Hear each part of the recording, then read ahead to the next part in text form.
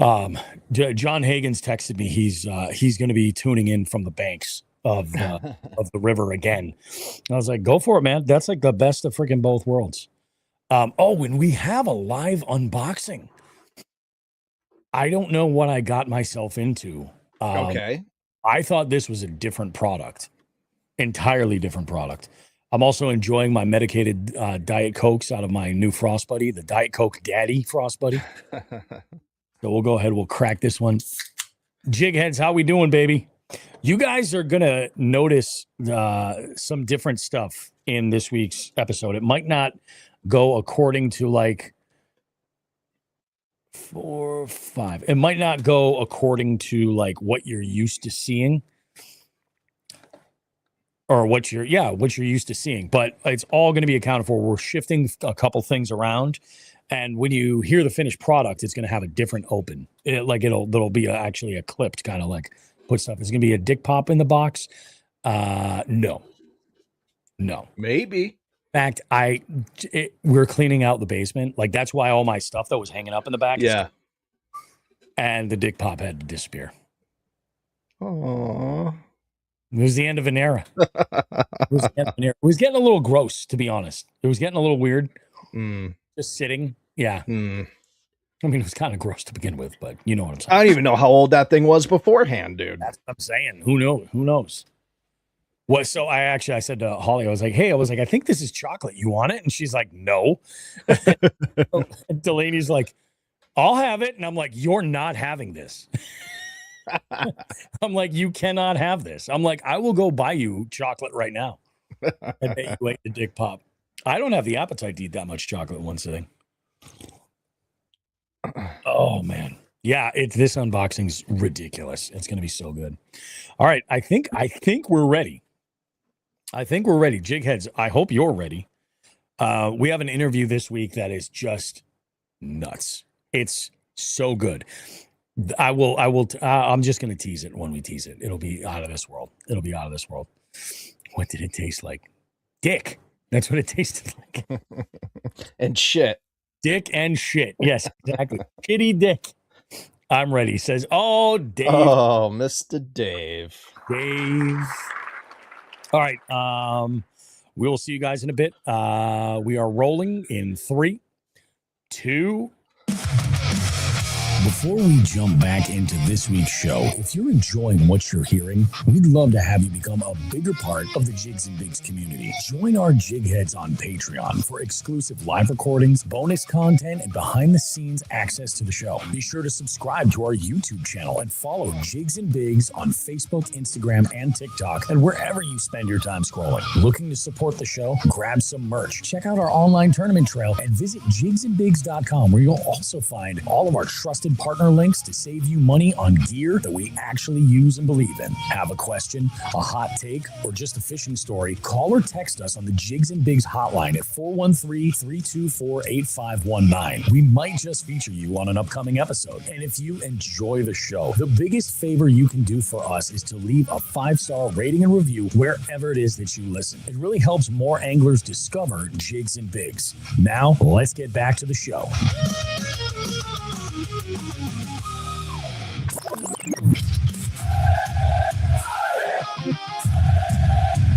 One more test. One more shot.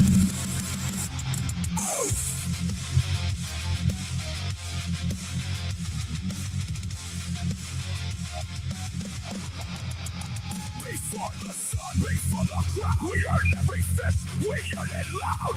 No excuses, no backing down. When the fight gets tough, we stand our ground. Chase and base, hooks in, hold on, send it. First light, out, no quit. Chase and base. Who wants one more? We do. Who wants the giant? We do. Who's making memories? We do. Who's making excuses? Not you. Chase and base. One more cast. Chase and base. Let's go. Let's go indeed. How we doing, Jigheads? Listeners. Joe, how are you, Joe? I'm awesome, man. Love Good. the new opening, dude. I love it so much. I think it's pretty badass. Yeah. I really, really like it. I was like, man, I think it's about time. Like, we should put something together. There is a little Sting version. Like, I'm gonna play the whole one for probably like the next like dozen episodes. But then there's a much shorter version of it, and I might even use it as some bump in music here and there. It could be kind of cool. We have one hell of a show for you guys today. We've got an awesome Just the Tip this week. We're talking about adaptability. It's something that we've definitely talked about on this show, but given the live well questions and some of the inner back and forth communication with you guys via DMs and everything, it's one of these points that's sort of been a sticking point for Jigs and Bigs really from the beginning. So what a good opportunity to just lay into that right now as we're kicking off this new format, playing around with some things around here. For those longtime Jigs and Bigs listeners, you might hear some new shit, but good stuff. I mean, I certainly can't complain, man. It has been a wild week. How have you been, Joe, overall? Good, man. It was a busy week. Nothing crazy, a little bit of fishy stuff. Yep.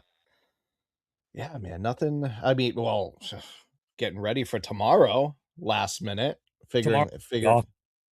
Yeah, so dude, I'm bringing so much awesome shit to that. For those of you that don't know what it is we're talking about right here, so tomorrow is August the 1st, and we've been hyped up about August 1st since January, when we had a little bit of an inkling that this was coming up. There is an amazing event happening over at Tackle Box Brewing, and it's called the Swim Bait Makers Farmers Market, and it is pretty freaking badass.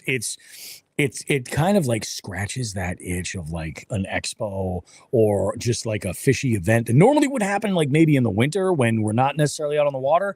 But This is an awesome opportunity to network with the local fishing community and also buy some amazing stuff.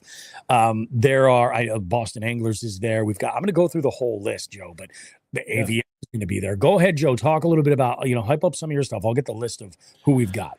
Oh yeah, so unfortunately, it's going to be done by the time this gets out. But for at least for the jig heads listening now that are in the area, man, I'm bringing a bunch of cinch swim baits. I'm bringing throwback swim baits, Defiant. I'm bringing, oh gosh, Mike Buka. I'm bringing Depths. I'm bringing, what else? Raid Japan.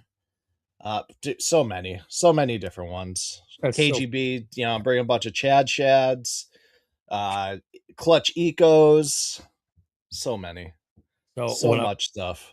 What I'm hearing is I'm going to be spending some money. For sure. Here's the thing. We've got Elude Bait Company, Hobbyist Fishing is going to be there. So I'll get to finally meet Xander.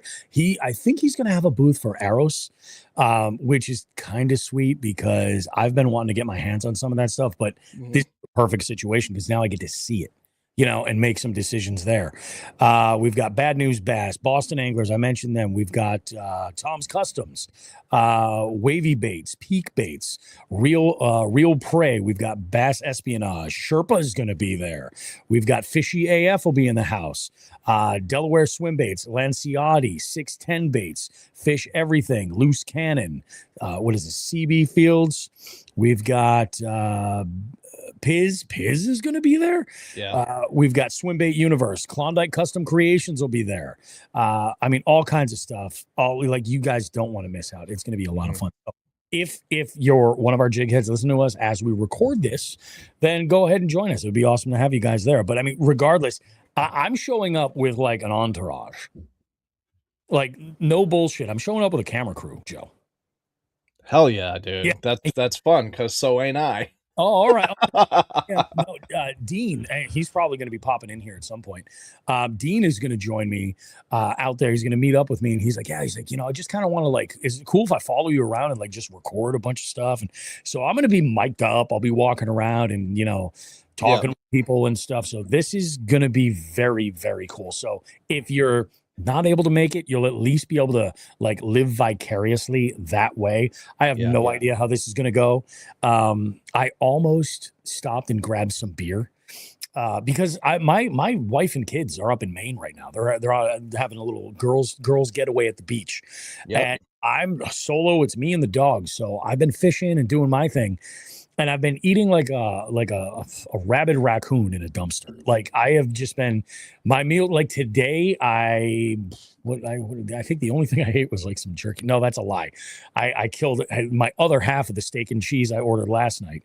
I have just I've been pushing it on the water as much as humanly possible. Yep. So I was like, I almost got some beer for tonight. And I was like, no. We're going to a brewery tomorrow. I'm like, there's going to be so many empty calories tomorrow that back. Yep. So, plus, I'm interested to know, like, I've always wanted to try the Tackle Box Brewing beers. And like, though, I wonder if because the event is indoors. I wonder if I get a flight just to try them. And then I'll bring a 4-pack home or a growler or something. Sure. It's like, it's one of those things too, where it's like, it's actually supposed to be, and it's going to be, whether it's inside, whatever, it's going to be an amazing event. But then you look at the weather, you're like, oh my God, it would have been so sick if we were able to have it outside. But it's, it's such a gamble in New England because you never know. Oh my God. Yeah. With the rain we had this week, Jesus. It was kind of nuts. Yeah, but I saw a couple people ask. So it's at the Tackle Box Brewery in Marlborough, Mass. So doors open at noon. Well, at noon until basically they kick us out is what Matt told me. I'm kidless. I just got the wife and I got Dan Griffin tagging along to help out, and it's gonna be insane. So any of you guys on here in the area, fucking get up there. Come say what's up. I'm excited Dean's going. That's cool, man. I've been looking forward to meeting him. Yeah, he's good folks, man. It's awesome. Yeah. And, that's the thing. Like, that there's going to be some really good looking footage of AFV. It, right? Yep. So it's funny. I'll actually shoot you this text right now. I practiced the setup a little while ago. I was curious how you were gonna, because you know what, when you I just got a text from Dean with his camera rig. It's freaking sick. It's freaking sick. Oh, dude, that looks great. Yep. Looks good, right? Great. Yeah, it looks awesome, man.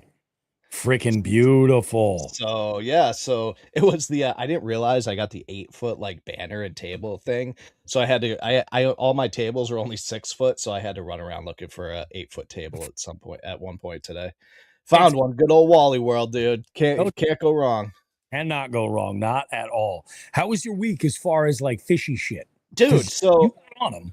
I got on them. So I went out. I brought Meg's been great. She's like, let's go she's really wanted to get out on the boat. She doesn't even like really fish. She just goes out. She just loves being on the boat. So we went out local. And I didn't have high hopes because you know how it is, and it was hot, like whatever. Oh yeah. Boy, did I get on them. I went to a spot, a spot I love. I love to fish. It has some deep structure. Yep. I've talked about this spot on the show before. It's kind of it holds a bajillion crappie, but there's always like a couple good bass in there with them. Oh. So I started off, Emma's like, I want to catch fish. So I just threw like a small little swim bait out there for her and just let her catch a couple crappie. And then, dude, I screwing around and I throw a wacky out there just in and around the structure. Yep. And ended up hooking up with my scale was dead, so I don't know, but it was a big post spawn female. I think she came in at 19 inches that I submitted. Skinny as hell. I mean, I'm sure you saw the picture. Probably still running close to around 4 pounds or so. So I was like, oh wow. I was like, okay. And then I usually maybe grab one, maybe two like decent ones off that spot. It's just like, dude, it started like one after the other after that. And I ended up getting another so I was like, all right, I got a wacky rig hook hung up on this on some of the structure down there. So I'm like, all right, let me try to something that's not gonna get hung up. So threw in a creature bait. It was a Fisher Dye Sherman, just with a small 1/8 ounce tungsten bullet weight, just to kind of get into that structure and then just kind of pull it out, you know, slowly pull it out, let it drop and you whatever. Dude, within I think it was the first or second cast, I friggin' I get a thump and you know, I set it and it's this one's an 18 incher. Like, dude, it was at the point I was like, is this the same friggin' fish? But you know, it obviously wasn't. And so I got that one in, and then dude, and then after I got those two, I just started screwing around. I was like throwing Damikis and stuff. I would hook into a bunch of crappie, and then I think I got like a couple like 15-inch bass.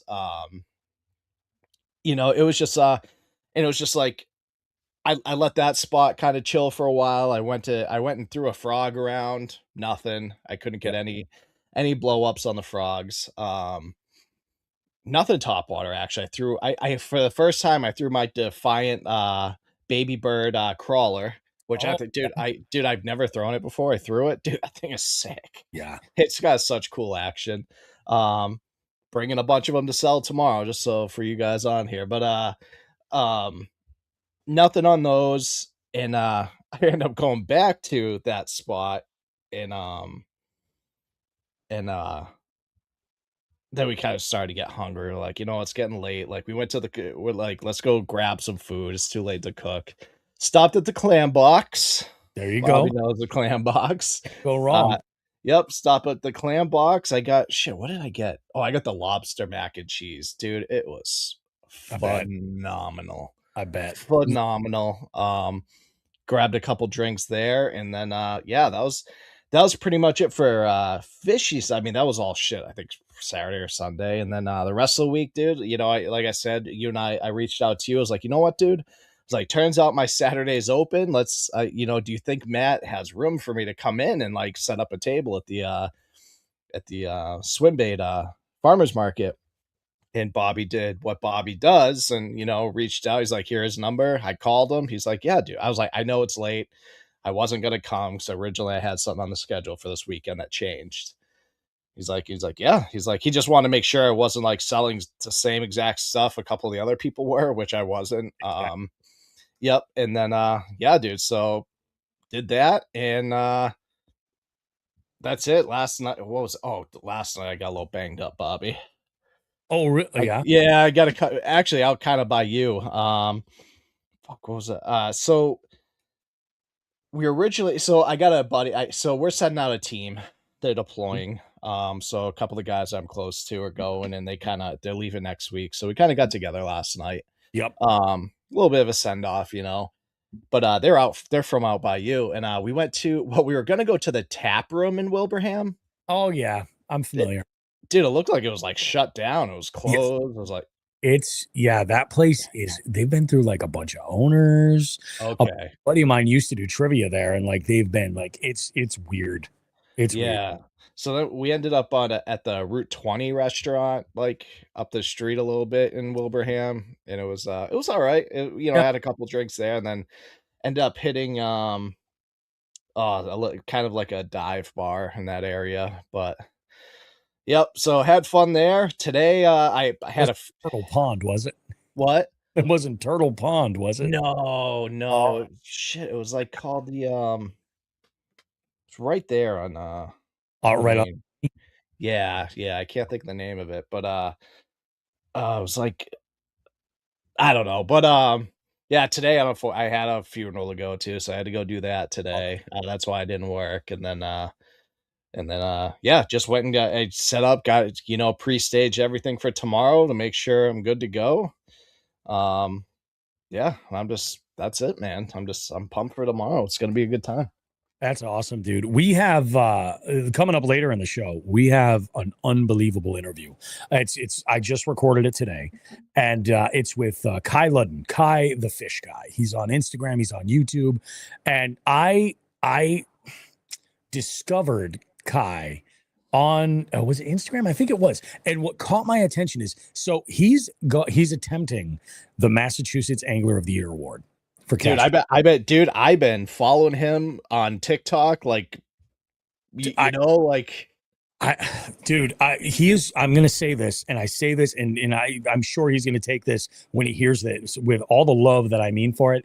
He is one of the fishiest sons of bitches I've had in the beef seat in a long fucking time. When I say that, let me put like a little bit of fucking seasoning on it.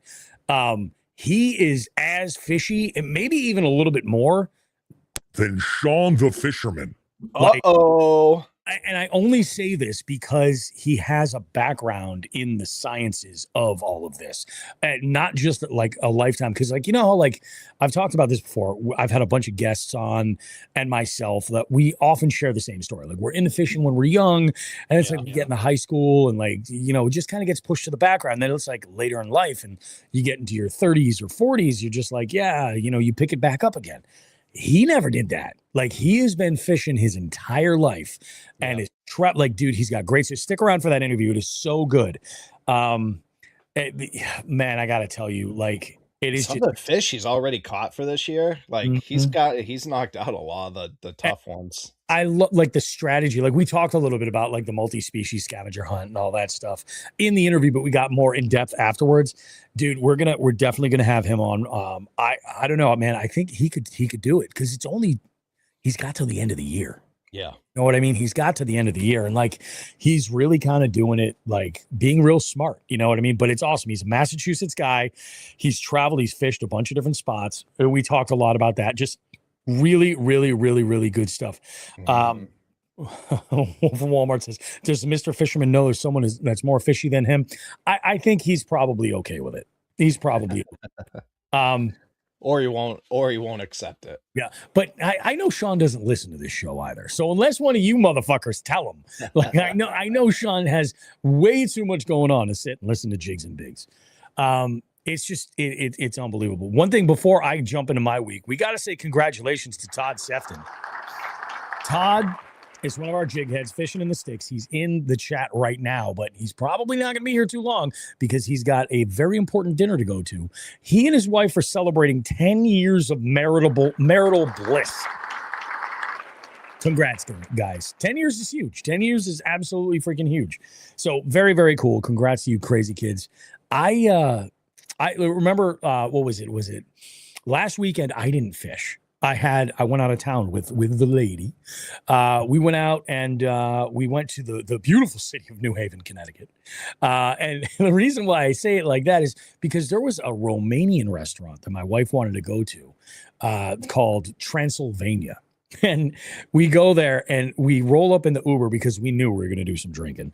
So we got a hotel for the night and we rolled up in an Uber and we were like, okay, yeah, we'll go in. And dude, the roof is covered in like styrofoam, like headstones and spider webs and vampire shit everywhere. Like, they lean into this hard. Like, there are really nice pieces of artwork of not like there is Dracula themed stuff, but of Vlad the Impaler, like on the wall, like really nice shit. The food is out of this world. My wife and I had a couple of cocktails. We killed a bottle of wine, had a dessert cocktail. We took dessert to go. By the way, that's the pro move. Take dessert to go. Take it to leave. Don't eat it there.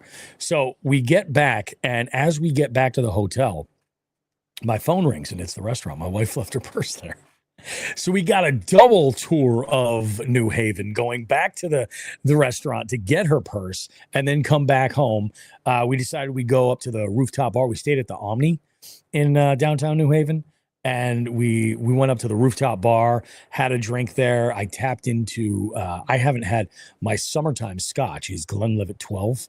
I just feel like I say summertime because to me, it's like beachy, So Wolf from Walmart says, I like to call myself Vlad the Impaler.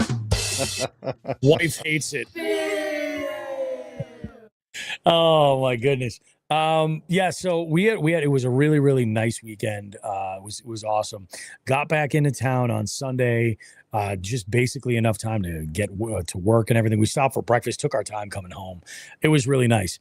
So then I was like, all right, while we were down there, because like after we were done with drinks, dude, I was so shit-faced editing the podcast. I was like, I want to get this done Saturday night. So we're just like watching TV in the room, just eating our dessert and everything. And I'm sitting there, I'm doing the podcast, and I'm like, all right, so everything's cool. We're good. I was also brainstorming this whole change of the format. So I was like, Monday, I'm going. Like I had fished the week before, I had fished 5 times. The following week, I think I fished twice. At maybe 3 times, and I was like, I'm going out. We're hitting it. This week I got out 3 times as well. So what does the breakdown look like? How did I do? Well, let's take a look. Monday I went out, hit a spot I've been fishing off and on throughout the year. Really like it. Got a later start than I kind of wanted. I thought I was going to get up crazy early, and then my alarm went off, and I was like, nope. So I only got to the water at launch for about 9 a.m. The water there is really low, but the visibility is amazing. It was like 2.5, 3 feet of visibility. It's stupid. Water temps were in the high 70s to low 80s, and I started off. I started out offshore doing that tactic that I was using, that I talked about in last week's episode in Just the Tip. So I was using side scan just to look out deep and find some stuff that looked juicy. And I dropped a handful of waypoints, and then I went back over and I cruise over. And I was like, okay, so this one here specifically, it was like the second one that I had marked on my way in. When I went back over, I saw it, and I was like, all right, we're going to go ahead. We'll make a cast. I took a cast with a drop shot, and I think I was in about like 10, maybe 8 feet of water or something like that. And I catch 13-inch smallie right off the rip, like off that brush pile that I had marked. And I was like, you want to talk about like feeling like really accomplished at that point? I was stoked. I did throw around some top water. That never happened. I fished, cruised over a couple of these other spots. Nothing really looked great. But then I rolled into what has worked in the past, which is some submerged grass. And what was really good was I was throwing around a weightless fluke on a Texas rig in that grass. And I caught a handful of small bass in there. Unfortunately, as does in the higher elevation in the Berkshires, the thunder started to roll. The thunder freaking rolled, chased me out of there. It sucked. But you know what was really crazy, Joe? I go to get the boat out of the water. I roll up to the launch, and I go grab my truck, and there's a van. Oh no, like a minivan next to me with a trailer with a sailboat, like a catamaran style sailboat, right? A sailboat, a schooner. Anyway, I go and I back the truck in, I grab the boat, and I come back, and I'm like, are these guys loading up, or are they done, or are they launching? So I ask them, and they're like, yeah, no, we're just getting ready to send it. And I was like, are you sure? This was an older gentleman and his 3 grandkids. And I was like, are you sure you want to do that right now? I was like, I got chased out because I saw lightning in the bay over here. And he's like, oh, really? So then he has one of his grandkids going and scrolling on his phone, looking at he's looking at obviously like Apple's like weather app, whatever. And that's that's not great, Oh, it's garbage. Yeah, it's really not. So he's like, oh, is there like a 40% chance of thunderstorms, it says. And I'm like, for me, like I'm going to send it at 40%. But when I have somebody who's seen lightning, done deal. No way. Yeah. So he's like, and it rained like off and on, started and stopped. So, I mean, this storm was moving fast. It didn't stick around long, but he was like, yeah, he goes, the thing is to remember, boys, lightning, it doesn't go through you. And it was very obvious that he had no intention of giving an iota of a shit about their safety at all. I did look on the news to see if there was any, headlines that had come through with like, local grandfather and 3 grandchildren electrocuted on the such and such water. I did not see that. But then again, I also know the news media works, and they wouldn't necessarily run that story, unless it was a really fucking slow news day. But so I was like, okay, all right, there we go. That's cool. So I head back afterwards. Tuesday, did not go back out. Was it? No, it was Thursday. I didn't get back out until. No, was it Thursday or Wednesday? No, it was Thursday night is what it was, because I didn't have trivia. That's right. So I didn't get out Tuesday or Wednesday. I went out on Thursday, and I fished a spot that, again, like I've kind of had in the rotation recently. Now, this is after, because Tuesday and Wednesday, we got between those 2 days, like something like 2.5 or 3 inches of rain locally. Right. like insane, Crazy. insane. So I'm gonna give you guys the water temps here. Now keep in mind I was up higher elevation and we had we had temps that were in the low 80s, right? I was down here in the valley where temps easily should have been about right there, but after all that rain, 72 degrees, dude. Water was super dirty when I went out. We had some cloudy skies and some light wind when I launched. So I was thinking like, hey, maybe we'll get them on a moving bait. Maybe they'll cooperate a little bit. Threw around a spinner bait a little bit, couple other things, some top water as well. I've been fooling around with these new wake baits that I got from Black Label from Dark Horse Tackle. And I'm into them. I bought a light one and a dark one. I bought a black one and a bone one. And I tried on the black one. I got a couple. I've never seen this, Joe. So I threw this and I'm moving it back at like a medium pace, and the way this wake bait works is it runs like a wake bait should, like it makes that V wake, but this has 3 trebles on it and it's shaped like a walking bait and it does have a little ass kick going on in the back. Okay. I had not 3 different casts, one cast on one retrieve back. I had 3 swipes at this bait with 9 hook points on it. And this fish missed all of them every single time. I was like, you've got to be shitting me. So I switched to the white thinking that maybe the brighter color, like it would give him something to look at. Plus this bone has like an orange line on the bottom. So I'm like, okay, maybe that'll work. Nothing on top water whatsoever. What's crazy is that this body of water, I don't really have a great history with throwing one of my biggest confidence baits and having good results, that being a paddle tail swim bait. But a paddle tail is all that they would eat. I was doing the same tactic. I was looking around offshore to find some stuff. And, like I was throwing a couple of, some of this stuff was really deep. Some of this stuff was in like 25 feet of water. And I was marking fish. I throw out like a drop shot or a net or something like that. They just wouldn't touch it. Would not touch it at all. Try to jig in a bunch of different places. Went up and fished shallow and fished some cover on the bank that was visible. Threw a jig around there. Nothing. But I would throw a paddle tail, man, and I did okay. In total, I caught 5. Mm-hmm. I caught 1 smallie off of this little patch of grass on this hump comes up and it's got vegetation up on top, but it goes down on the sides. It's really deep. It's like 20 feet deep, maybe even a little bit more on one side. And just swimming this right over the top of that grass. I got 1 smallie to bite. I got a 12.5-inch freaking black crappie. I am so close to a pin. And I talk about this with Kai. I'm like, the one pin that has just been the bane of my existence. Cause like there was one day where I was out fishing in your area, Joe, and I caught 4 13 3/4 inch. I was going to say it's 14, right? 14. And I keep, that's where I got the spot that you're talking about. That's where I got both my crappie pins. Yeah. Crazy, dude. And I'm like, all right, so we're, I'm working on it. It's just a matter of this fish just absolutely crushed this swim bait. And I was throwing like a 3.5-inch or I think it was a 3.5-inch paddle tail. So I then hooked into a pickerel in the grass and then caught 2 largemouth. After the first one, I was like, all right, this is ridiculous. This is catching like crazy. I need bigger fish for this tournament. So what I did was I used that same jig head. It was a 1/4 ounce. And I took off that 3.5-inch and I put on a 4-inch swim bait to see how it did. The next fish that I caught was about 14 inches, finally. And it was the best largemouth of the day. So I fished for a little bit longer and I was just like, man, at this point I was just getting hungry. I was like, all right, well, let's just get off the water, head back. We'll prep a few things, do some planning for this show, and we'll call it a night. It'll be nice. But I'll tell you what, man, it was one of the nicest Thursday nights I've had in a while. It really was. And then I wasn't sure if I was going to get out today or not because I had this. Initially I wanted to get out crazy early, but I was recording with Kai at 10. So I'm like, you know what? No, I'm going to handle some stuff around the house, hang out with the dogs, quality time with my dogs.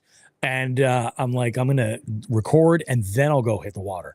Dude, after I was done, I got packed up from recording. I got everything all set, let the dogs out, put them in their crates.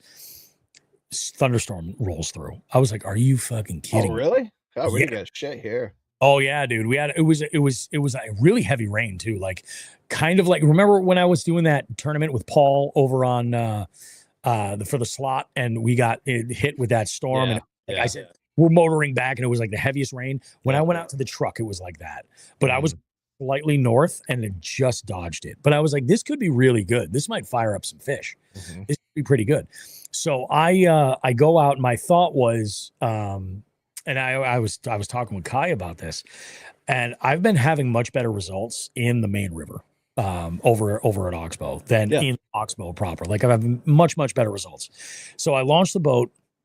I go ahead and I get out to the main river, and dude, the water's crazy high now, like crazy high. After all that rain, it's like high. It went from one extreme to the other. Yep, it totally did. It absolutely did. And the water temp when I at the ramp was 73 degrees. Yeah, that's in Oxbow. So out in the main river was even cooler, you know? Yeah. And I'm like, okay, this is like it was so cool that when I went to go launch the boat and I'm in my Crocs in the water, I was like, this is nice. This is refreshing. You know? Yep. So I go to out into that main river and I'm looking around and I'm scanning around a little bit. And I'm finding some stuff and I'm marking fish. In fact, I see a couple of blowups at the surface. And I'm like, okay, we'll see what we can put together. I threw a bunch, dude, at them. And I was thinking, like, because of that. And this is today after the storm. Yeah. For the storm. So I'm like, I'm going to go with like textbook, like, we're going to break it down. So I start throwing what do you call it? A shock blade. I start throwing a bladed jig immediately. And I'm just covering water. Now, this is the dirtiest I've seen the river in a while. Like we're talking like out in the main river, it wasn't as bad as in Oxbow. In Oxbow, we're talking 6 to 8 inches of visibility. Crazy. Yeah. Wasn't shit floating in the river? Like, oh yeah, there wasn't. I hit a log today, dude. Yeah, it was like not going any like crazy speed or anything, but yeah, there was all kinds of debris floating everywhere. So I'm fishing around and I'm like, I'm trying a bunch of different tactics, different elements of the water column. They just wanted nothing to do with it. And I remember I was like, moron, you need big bass. Today's the last day of the month, you idiot. So I go, this current's ripping. I'm like, any largemouth that are out here are going to be absolutely tucked into some pockets. Yep. So I'm going to go into Oxbow and see what I can come up with. And my plan was to, if need be, go up and fish this one specific spot and just throw a jig in there and see what we could do. And I started out doing that. So I motor all the way in. I get down in there and I start throwing a jig around. I fish a good chunk of it and I'm not having any results. And I was like, you know what, man? Let me just for shits and giggles throw that fluke in here. Because we got some grass around there. I was like, throw that and see what happens. Because there was a point where I was in this one spot. And like, what's crazy is after that rain had passed, like there were a couple more showers that came through. The wind died entirely. Once that storm system passed, like it was like glass. Yeah. And I'm like, God, this is so weird back here. So I take that fluke and I make a cast because I can actually see fish like close to the bank where it drops off pretty steep, but they're not far in the column at all. They're up there. And I caught the biggest of the day, which is a 15, which is like my fucking average for this month. Unless I'm in a tournament and it can help me, then it's like, it's ridiculous. So I'm like, all right, whatever. So this isn't going to do any good, but we'll see what happens. I'm like, I'll just fish this along this bank and see what we come up with. Dude, the next 4 casts in alternating succession, I caught 2 more fish. Hell yeah. What the fuck? I was like, are you kidding me? No shit. Okay. So we'll see what happens. Then I couldn't get on anything. So I'm trying to put the pieces together. I was like, is this the depth? Whatever. Then I noticed something that was crazy. I thought I saw, you know how like when a bait ball is like up near the surface, you can kind of see the water churn. Yeah, of course. Yeah. All right. So I see that, and I see what is a short and thick northern pike come up and just go right through this bait ball. Oh, like, that's so sick. Fucking amazing, dude. He came up and attacked it 3 different times. That's cool. So after I saw the first time, I threw my fluke right into the bait ball, and I was like, you just let it sit as it's sinking. I give it one little twitch just to see. It would not fucking touch it. That's when you get the donkey rig going. Dude, you know what? Yeah, actually, I should fuck around with that. I Yeah. 100% should be fucking around with that. I didn't even think about that, Joe. Dude, Because it's funny that you say that. yeah, Let's kind of we're gonna hit the track thing here and go off the rail a little bit. But I find myself doing that a lot lately, where I will think about like fuck, like I had this situation and it's weird that I couldn't catch him, and then that's what there's so many different techniques that not only are out there, but that we know and we've used in the past. But you know, it's just like you like fuck, like oh my god, a donkey rig would have worked, and you like don't think of it then. It's like it's a total like hindsight 2020 thing totally. where Yeah. you're like, you know, even like I was in a situation when I was out with Meg and Emma, and I was like, man, I was marking these fish there. I was like, but I couldn't get them to like eat, and like there's a little bit of chop stars. So I was like, why the fuck didn't I throw a swim or a spinner bait? Dude, the jig head fucking fire tonight, man. Yeah. The comments are in the gutter tonight. It is hilarious. Wolf of Walmart. I mean, we should just go through the Yeah. whole here, but Dave, there was the cherry on top. He goes, I love throwing my donkey rig at the short, thick ones. Hey, Dave, we all have a type, and I'm here for it, man. It's all good. Yeah, dude, how do you tie your donkey rigs, Joe? Two swivels. I use two swivels. You do use two swivels. Yep. Okay, all right. Because Yeah, that's it's dude, I literally like fucking eagle claw swivels, dude. Whatever I can find, you know what I mean? Because it's not some barrel swivels aren't something I typically ever use for anything. exactly. Yeah, so nope, couple swivels, couple I usually use like a 2-aught wide gap hook with and I usually throw Sakamata shads.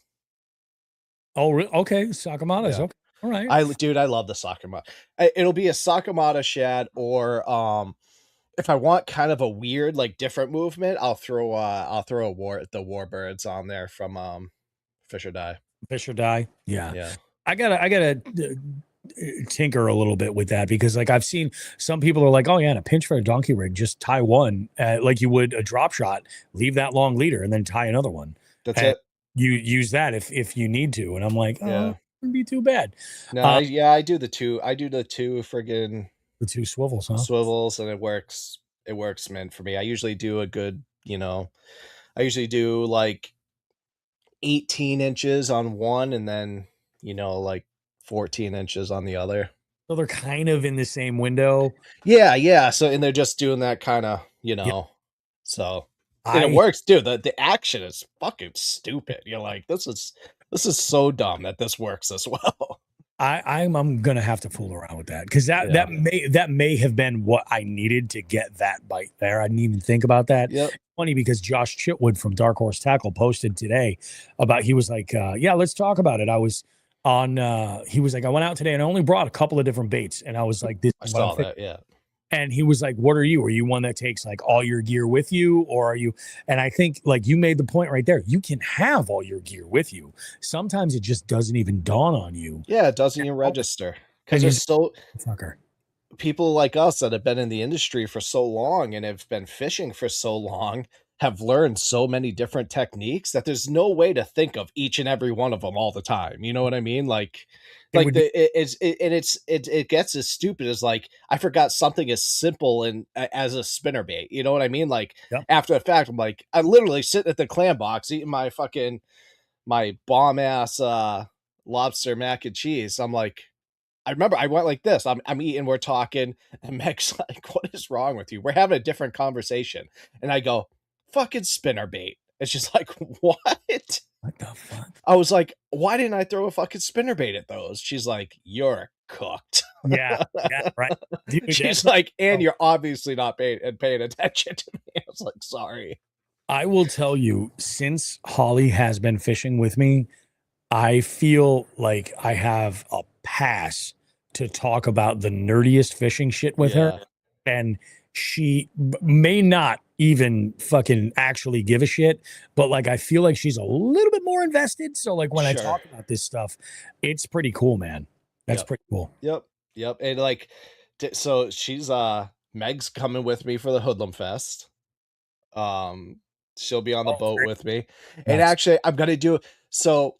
I'm not in it to. I should have talked about this in my week.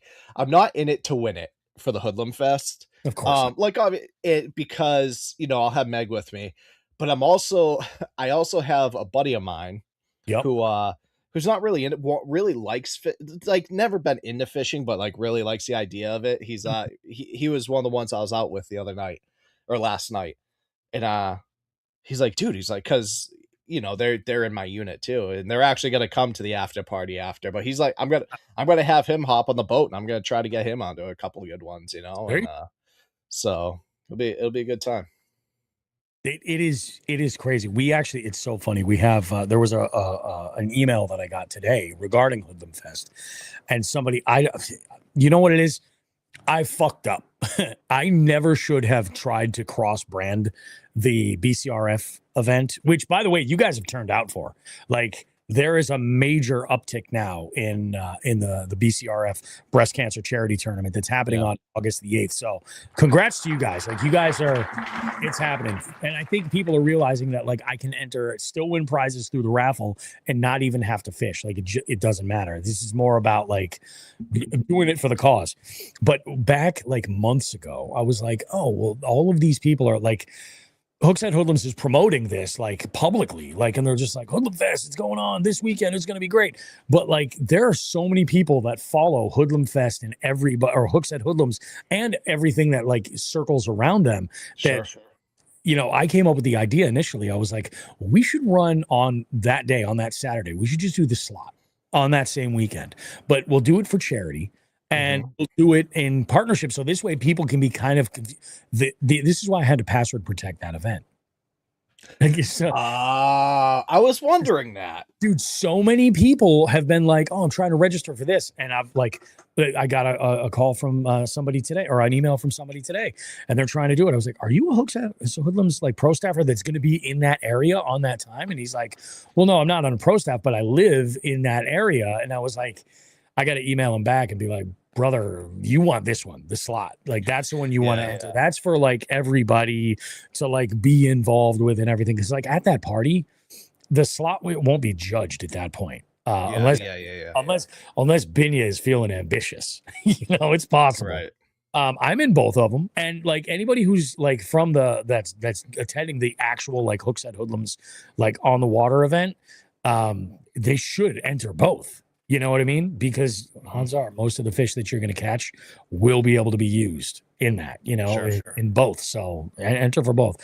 But dude, it's just it's wild. It's just wild. But thank you guys. I appreciate you for showing up for the BCRF event. I think that's absolutely awesome. Is there anything else that I kind of wanted to go over before we do just the tip? I don't think that there is. Yeah, let's go ahead. Why don't we bang out just the tip? We'll get that sucker. That sounded highly inappropriate. Let's go ahead and we'll get that sucker underway. We're talking adaptability. Perhaps play a little game called Just the Tip, just for a second, just to see how it feels. Or how challenged your arm might get.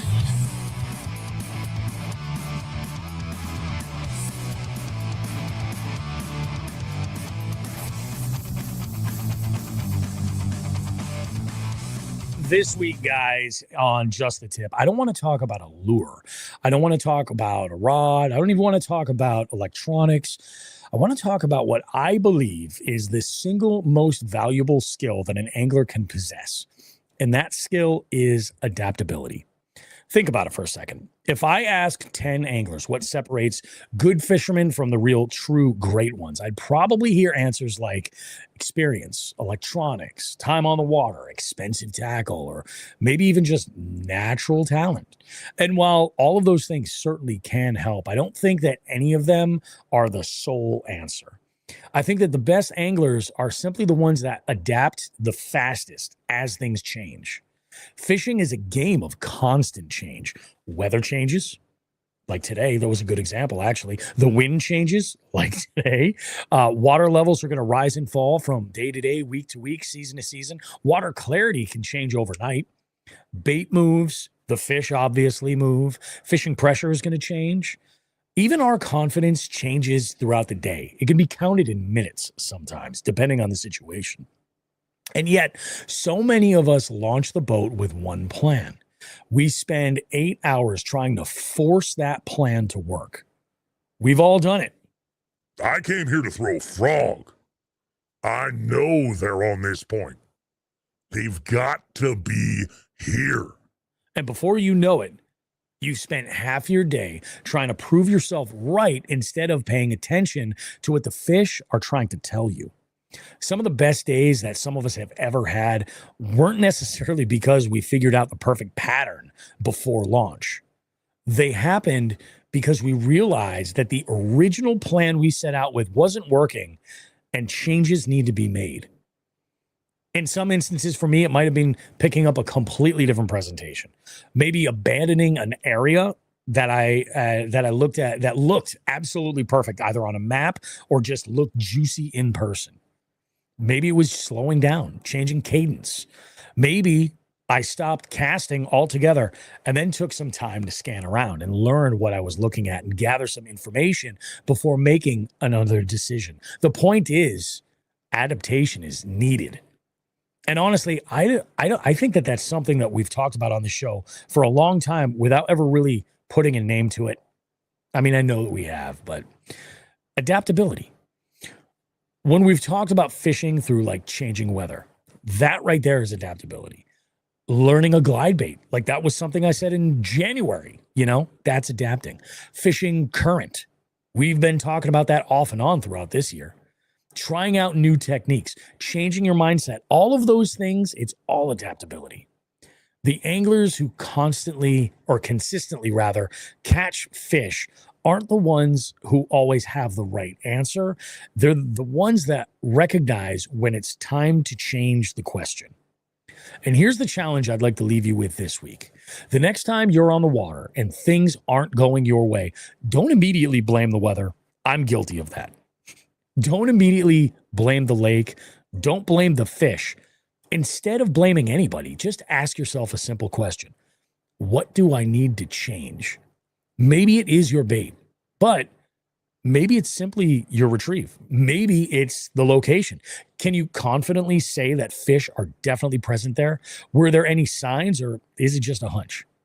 Maybe it's your depth. Have you paid attention to the bites and follows you've previously had? Maybe it's just your mindset. Sometimes the biggest adjustment isn't changing what's tied onto your line. It's changing what's going on between your ears. And if you learn to make those adjustments earlier, before frustration sets in, you'll start catching more fish. And it's not because you found a secret lure. It's because you've learned the one skill that every great angler eventually develops: adaptability. Remember this, the fish don't care what your plan was. I mean, realistically, they don't even know it, They only respond to the decisions that you make in that moment. So don't spend your day trying to prove your plan right. Spend your day learning what the fish are trying to teach you, because at the end of the day, the most adaptable angler usually ends up holding the trophy or the title check. And you're just the tip. So, I mean, Joe, we have talked about that a bunch, and sometimes like this is a learning process, When we talk about adaptability, it's not like I don't know that there is any other way to like train yourself for it than just to go and do what you're doing. But I think that the best way to apply a way to remember adaptability is like when back when I worked in television, like if I had to remember something, when I worked in master control, I'd take a Post-it note and I'd put it right on the screen. Like I was constantly looking at that screen over and over, and I wouldn't forget, Yeah. It's one of those things, like make it a part of your routine. You're like, if this isn't working, do something. I've heard this from a bunch of pros. The old eat a sandwich trick. You ever hear this? I don't think so. Oh yeah. They're like, oh yeah, it's a rough day. You're just grinding it out. You can't figure them out. You're struggling a little bit. Stop and eat something. Oh yeah. That break of like stopping and like taking time to like eat a sandwich or eat some jerky, have a cold, have a water, definitely get your minerals and your sodium in. You know what I'm saying? You know what I'm saying? Wolf of Walmart, the Element spot. Take some time, to like reset yourself. Yeah. And you know how they say, like, you know how people have this ability to, like, they'll have like a discussion or something or an argument, and like hours after it's done, like, fuck, I wish I would have said that. Oh, of course. Right? Every day. Yeah, everybody does it. Like, if you can just like know that, like, it's that break, that idea Yep. might, but hey, I might as well tie on a donkey rig because this one thing wasn't working. But Right. what can I do to change this? Something like that. And like, it's crazy because we were just talking about this. Mhm. John Higgins chimes in right here. He goes, what you plan to feed them may not be on the menu. Whatever you see in the area will be today's special. And he's 100% right. Yeah. Absolutely right, dude. You know what the biggest thing that gets in the way of adaptation on the water? Frustration. Frustration for sure. I was thinking ego, but I think you nailed it. Frustration, because it's this like distortion that allows that keeps you from being able to make that connection of something else. So yeah, that's where I like you said, the whole eat a sandwich thing. You just gotta like, yeah. And I am such this happens to me more often than I want to admit, but you know, frustration is the number one thing that gets in the way of my adaptation or adaptability. It's crazy because like, it's so easy to just struggle with it constantly right there. Oh yeah. Bert says, I feel attacked. Don't feel attacked, Bert. Do not feel attacked. John also earlier on, he comments, he goes, I always say, learn to read the water. They'll tell you everything that you need to know. And you know, that's the thing. Like, I've tried to take shortcuts in learning to read water, and like, I've tried looking for shortcuts on like, what are these fish actually trying to tell me? You know, and it was years before I realized the value in a follow. Oh yeah. The value in a missed strike, you know?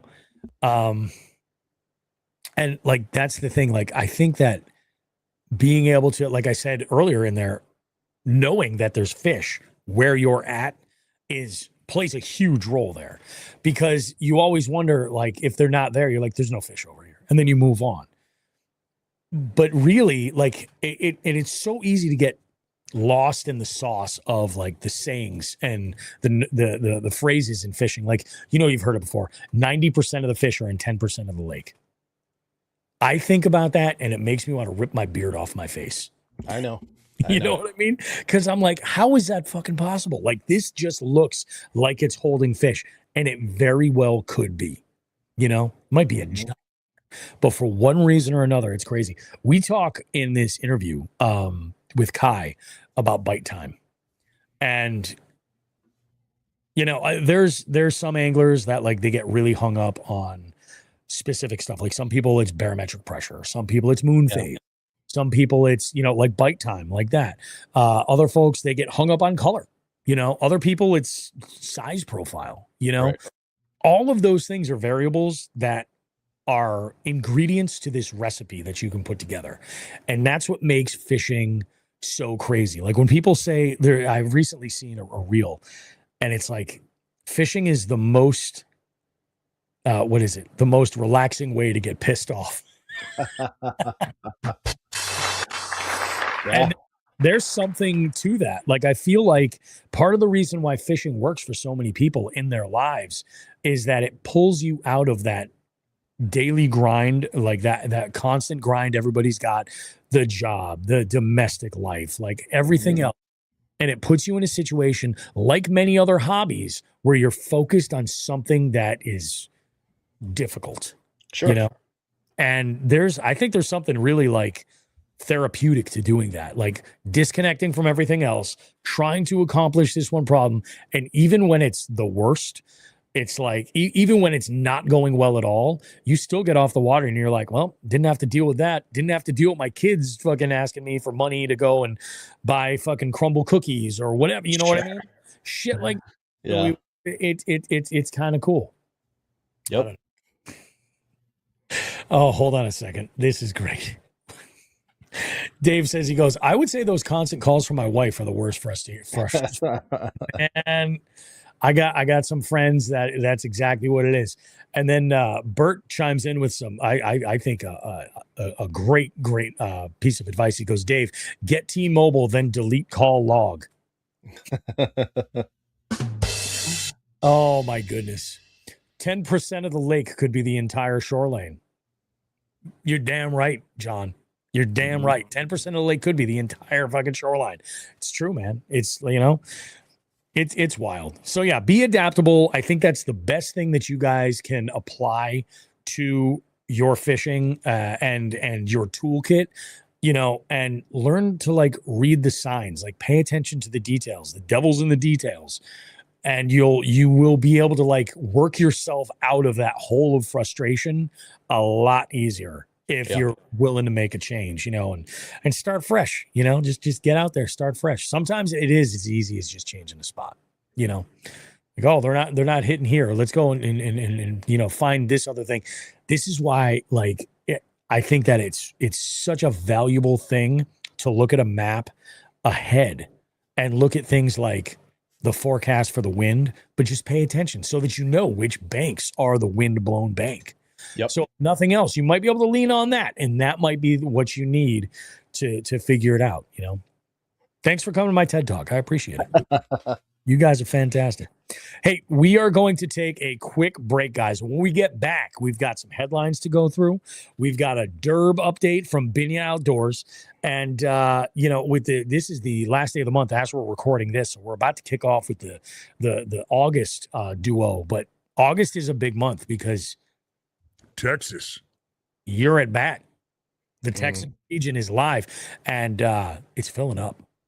Like, there's a lot of Lone Star folks that are like into this. Oh yeah, this is very good. I love that.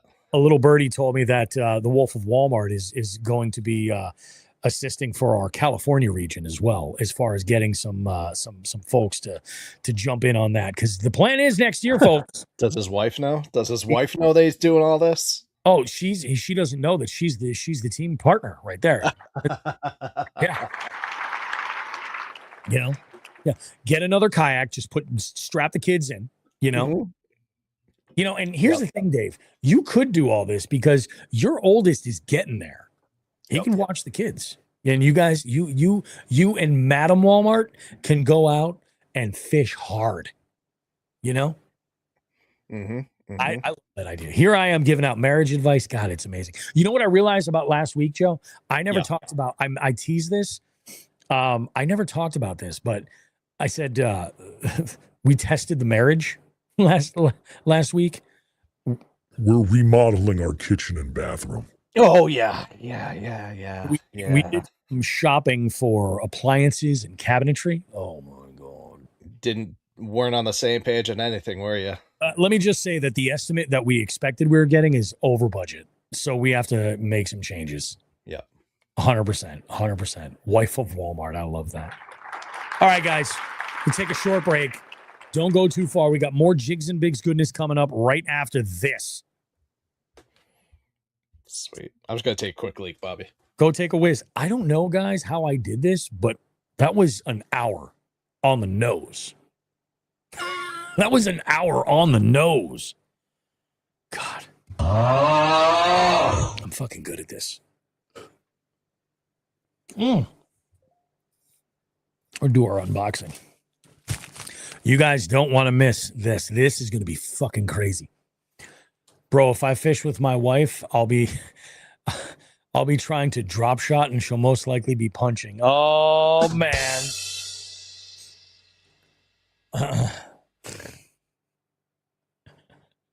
Yeah, I think next year the duo is going to be insane. 100%. I think it's going to be crazy.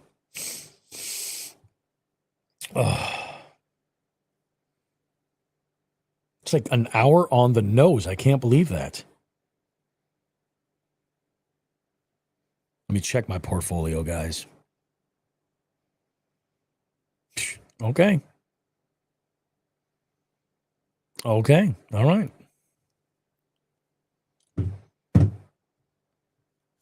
I'm going to need this for the unboxing. You know, I'm gonna leave this in the show about Wild Bill. As long as she's no more spawning in this house, please. Fair enough. comes a point in time where you got to say enough is enough. Telling you, man. Telling you.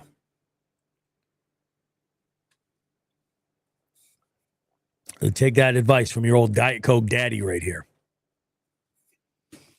I'm going to crack another and medicate this sucker while I got the opportunity. 4 hours to go, still holding the lead. Dude, you got this, John. You got this, buddy.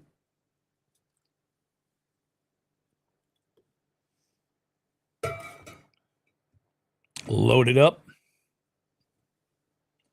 The old Diet Coke daddy.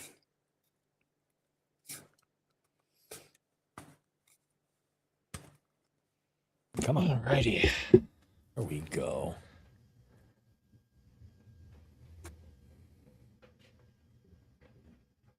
I have this fucking awful pile of fucking returnables. Because every time, why didn't I just open that one? I have every time, and this is a little fucking behind the beef curtain.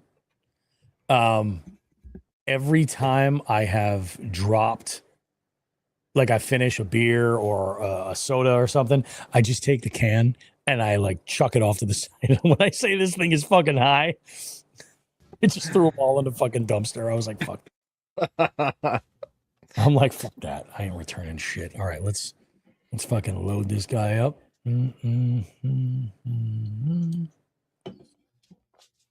Oh yeah. Oh yeah, dude. We got a headline, right? A good one. Good one. I love that. All right, so we got headline. Do we want to do the Binya stuff or do I want to add it in post? I'll play it. Oh, Jesus.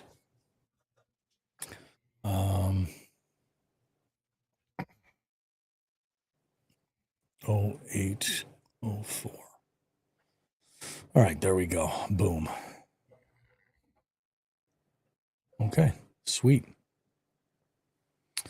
All right, dudes, we are rolling.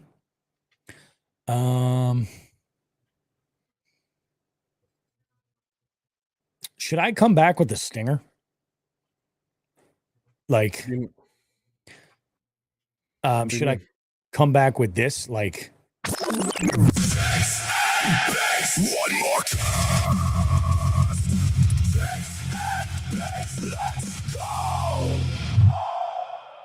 and then we just go to headlines, or should I just come back with the headline open?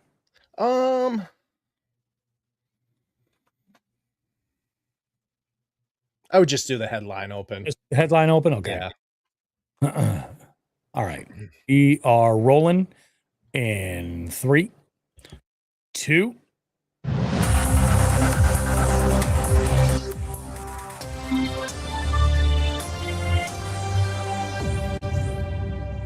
Well, Bobby, I'm going to be honest. This is not a fish story, but it's something that I just had to let everyone know.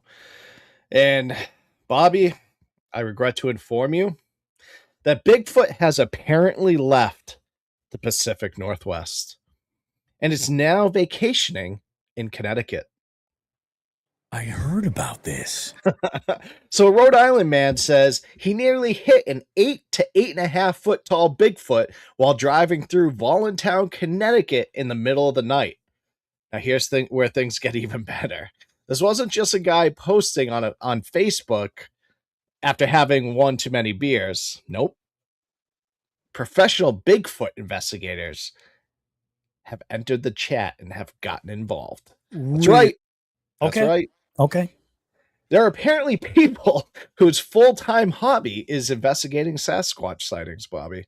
Oh, yes. So imagine explaining this one at Thanksgiving. So, what have you been up to? Well, I've been tracking a hairy 800-pound forest man through Connecticut for the last 3 weeks. Can you pass the mashed potatoes? Could you imagine? The investigators interviewed the witness, visited the scene, measured distances, documented everything, and ultimately classified it as a Class A sighting, which is basically the highest credibility rating they hand out. And I say that with very emphasized air quotes. Yeah. Think about it. Somewhere in America, there's a filing cabinet, Bobby, with official paperwork There is. about Bigfoot. I don't know whether to laugh or update my resume. Can you imagine introducing yourself, Bobby? Hi, I'm Joe. What do you do? I'm a senior Sasquatch field investigator. That's it. That? Yeah. We're currently pursuing several Sasquatch in and around the Northeast. Now, before we make it too much fun of them, No. Yeah. the witness apparently gave a remarkably detailed description. Okay, Height, build, hair, facial features, even the jawline. Mm-hmm. The jawline. Meanwhile, I can't remember what I had for breakfast yesterday. And this guy is out here critiquing Bigfoot's jawline. But, you know, my favorite part is when reporters asked local officials about it, one joked that Bigfoot had actually stopped by town hall the week before to pay his taxes. Jesus. Honestly, that's probably the most reasonable responsible Bigfoot I've heard of. But as fishermen, we know mysterious creatures exist. Every bass you lose somehow gains 3 pounds before you tell the story. So maybe, just maybe, Bigfoot's real in Connecticut. But until somebody catches him on live scope or he starts throwing a glide bait, I'm staying skeptical. Although, if the Bigfoot investigators start asking to borrow my boat, probably gonna say yes. You know, it's funny because, like, there's a part of me, like, I am so intrigued with the Bigfoot stuff. 100%, like crazy. I'm not gonna lie, I played tough on this. Like it me too. But there is, so in New Hampshire, they have like a Bigfoot like investigator festival, like a gathering of Bigfoot. Okay. It's like, it's a whole thing. And like some people, like it's an industry at this point because there are people who make like every type of Bigfoot collectible you could possibly think of. If you go down the rabbit hole of Bigfoot lore, there is no shortage of like content creators that are out there that are making like Bigfoot specific, Sasquatch specific content. Right. You know, like there was one podcast I came across a couple of years ago, and this guy was talking about, this was in Granville, Mass, so right near the Connecticut border. Yeah. And he said that he had a very, very close encounter with multiple Bigfoots in this area. He was hunting and he was on his way. I don't know if he was on his way to his blind or what, but like right in the early hours of the morning, he was like, yeah, there were either 2 or 3 that he came in like direct contact with. And yeah, I don't know, man. It's crazy. People say they see weird shit, you know, and oh yeah. You never know. You never know. Bert says those are just single women up in upstate New Hampshire. Oh my God. Oh my goodness. Yeah, it's that is a whole thing, man. God. Well, no Bigfoots around here locally, at least that I've come across. But who knows? And we're gonna quickly get caught up with all of the tournament action that's been going on in the Jigs and Bigs tournament series with Binya.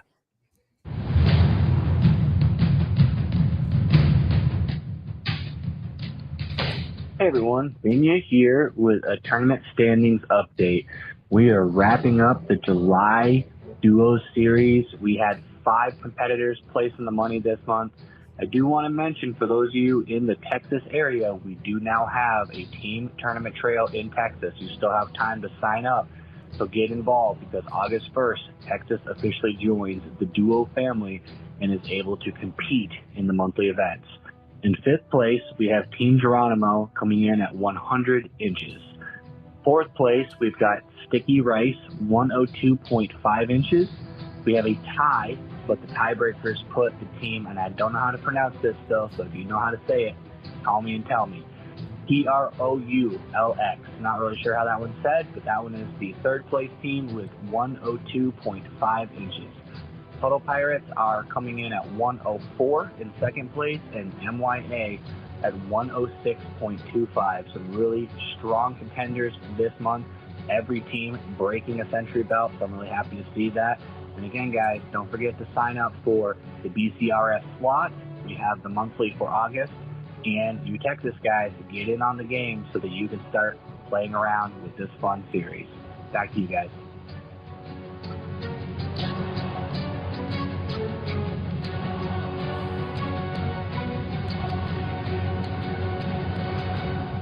I am really interested to see what the Texas Trail looks like for the totals in the money. Right. Because it's one thing like that I hear all the time is that like with the slot, like a lot of the Texas, Florida guys, they're like, yeah, you know, we don't really catch many that are under 18.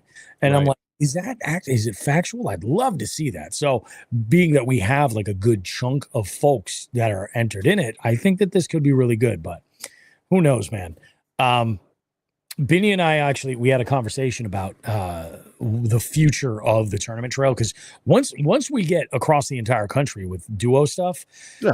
that's going to be a monster like tournament update. So I think what we're going to do is, instead of doing the weekly stuff with that, we're going to do like one a month where it's like the conclusion of what happened that month, just because there's going to be so much to go through. If there's any like interesting shakeups or anything like that, we might like highlight those in between. So I told Mike, I was like, we might just have you on like once a month. It might be a little bit easier that way, but Yeah. and Big's listening audience, I have something special for you. And we don't do this a lot.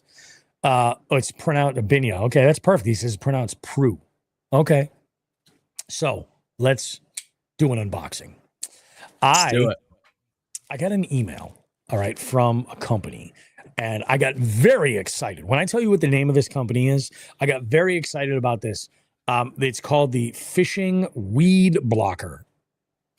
And I was like, ooh, I like weed, you know, maybe this is like a fish whistle kind of thing. I thought maybe they paid attention. I couldn't have been more wrong, Joseph. I could not have been more wrong. So let's take a look. What is this? I've seen this online and I was like, yeah, I'll give it a shot. You guys go ahead. Send me one and I'll see what it's all about. So what this is a piece of equipment. It actually comes with 3 of them in a package. And you rig this. They sent me some instructions on how you rig it. I mean, oh my God, there's 4 of them.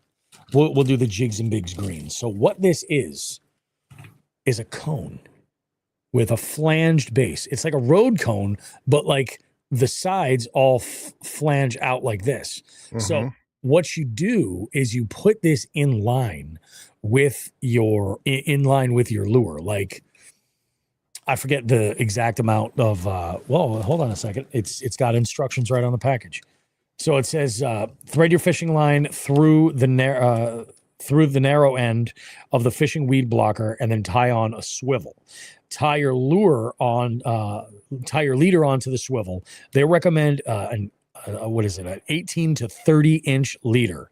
And then add your lure or bait hook after that. Now you can slide the fishing weed blocker. It says now slide the fishing weed blocker down over the swivel and install a sinker at the top of the weed blocker and you're ready to fish.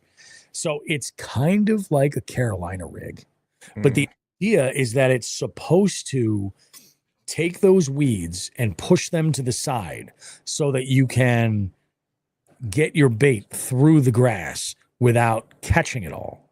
Gotcha. Bert says, is that a mini flogger for Wild Bill's little hands? I don't know how this puppy's going to work. I told him I was going to try. I'm going to give it a shot. We'll see what happens. I don't know. It'll be kind of interesting. They were like, oh yeah, we'll give you a promo code. I don't know if this is going to be great. I don't know if it's going to be, oh, Dave says, I call that a condom. Well, yeah, you do, because it's got a hole right through it. It just a river runs through it. You know what I'm saying?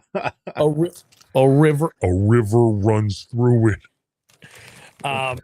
So yeah, we'll see what happens. But yeah, the fishing weed blocker, not what I expected at all. But we'll send it. Look at the hook set on the guy in the package. Hell yeah. He's just fucking getting it right there. So yeah, it'll be interesting, man. And I'm somebody who I'm not afraid of fishing grass. You know what I mean? I like fishing weeds. That's no problem. But we'll see what happens. I suppose having a longer leader could be kind of interesting. They show this with like inline spinners. Mm-hmm. I could see where that would definitely be something that you might be interested in, but I don't know. We'll see. We'll see what happens. I'm going to give this a little bit of a sample. We'll see, and I'll let you guys know. I'll let you know in a future episode of Jigs and Bigs. I may even do a YouTube video with this sucker. Who knows?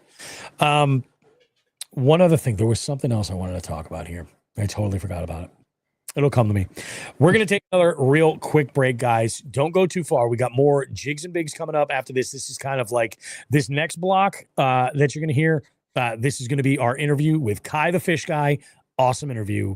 Really, really cool to have some, like I said, one of the fishiest sons of bitches we've had in the beef seat in a while. And dude's getting it done. He is getting it done, man. Make sure to follow him on social media to check out his progress and see like where he is in this journey. Massachusetts Angler of the Year. There are a few things that Massachusetts does right, and their catch and release record system is one of them. 100%. It's really good. So we'll take a short break, but and after that interview, you guys are going to hear the social end of this. That's where we're going to put FTG. This week we don't have an FTG. I guess everybody was on their best behavior. So for that, we thank you.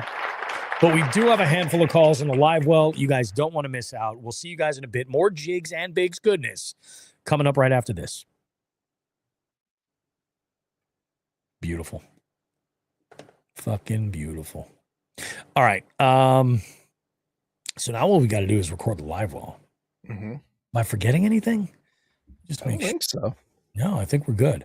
Yeah, I pulled the broke on the boat for this week because it was kind of a rehash of what we did last week. Yeah. And I'm like, yeah, I don't think we need that. So, all right, let's go through the live well. Is it just calls from Eli? No, it is not. It is not. So let's do this. Oh, I just almost spilled my drink on myself. Oh, that's no good. Oh, interesting. So we got 3 calls in the old live well. All right, there we go. 804 2025. Yeah, those are old ones. All right, let's let her rip. We're doing amazing for time. We started at 7. My God. Yeah, we're killing it. And this, I mean, we do have like an hour and a half long interview with Kai. Right. This is all right. All right, we are rolling. Oh, I'm gonna play this for you guys while I'm thinking about it.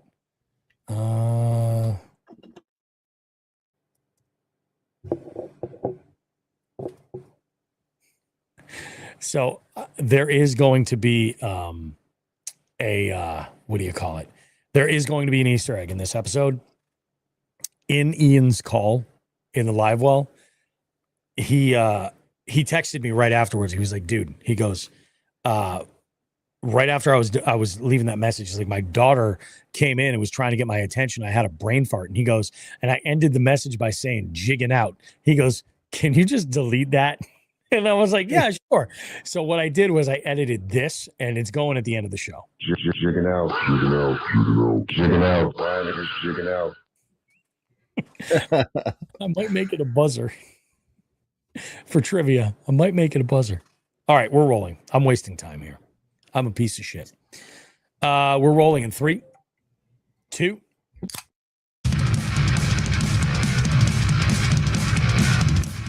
Hi there. Welcome to the Live Well, where we crack open a ramp beer and attempt to answer all of your burning questions.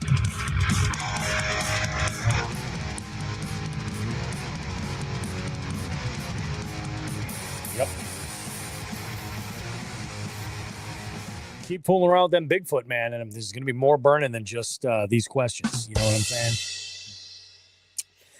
Anyway, let's take a listen to the live well here and jump in. We have 3 calls that came in this week. No text this week for anything that we need to cover on the live well, but that's all good. If you guys are interested in hitting up the live well, you have a question for us, you want to share some information, maybe share your own tip or technique or anything like that whatsoever, you can go ahead and call and leave a voicemail or text us on the hotline.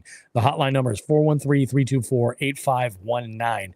Any time of day, take that number, put it in your phone, and make sure to engage with us there. It's a whole lot of fun. Also, if you have like an FTG that you want to submit, all that stuff, it's all there for you. Let's dive in with our first call. Our first call comes in from you know him, you love him. It's Eli. Hey, Eli, question for live well. This question could be answered a million different ways depending on the person, but I'm curious to see your thoughts, what you have to say about this. When you are spinning out, when you are throwing the kitchen sink at them, you're junk fishing, or the game plan that you came in with is just not working, what do you do to kind of reset yourself from not spinning out? Or if you are spinning out, what's the move to rein it back in, to bring it back in? What does that look like for you on the water? Joe, what does that look like for you in tournaments? What does it look like for you fun fishing? Maybe it's different. Just kind of a deep dive into that. And I'm curious to see what you guys' thoughts are on it.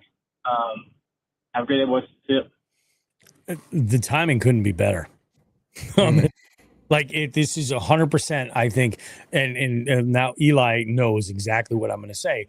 Like, it's just being adaptable. So I think the thing to avoid from spinning out is to take 5, Yep. Step back, take a breath, get your head out of it somehow, because when you're thinking too hard, you can often just push yourself further down that downward spiral, Sure. I think the other thing too is that, it never helps, or it never hurts to look back at what you're doing critically and try and connect the dots, like how to pull yourself out of it and make it a positive. Take the information, like what can you confirm, sometimes you can't confirm anything. Sometimes you're like you said there, you're just junk fishing and nothing is happening. Like maybe you haven't had a single follow, something like that. That would be like a really good time to say, like, okay, we're going to idle around. We're going to look at some stuff. I'm going to have a nice ice cold Diet Coke, and we're going to look and we're going to see what we can come up with.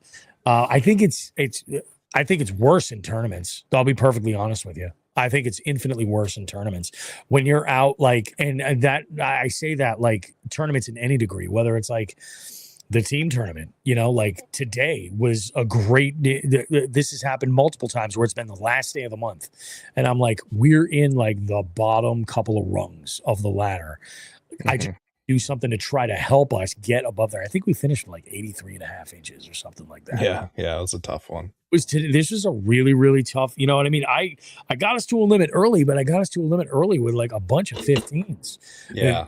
Joe, your last couple of fish were really the thing that kind of got us up there.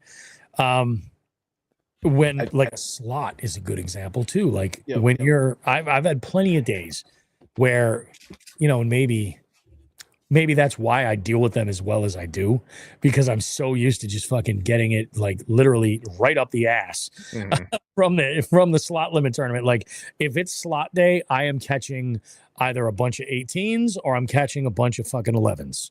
Right. It's like, it's just the way it is. And it's fine, What do you think, Joe? You kind of hitting some of the points that I do.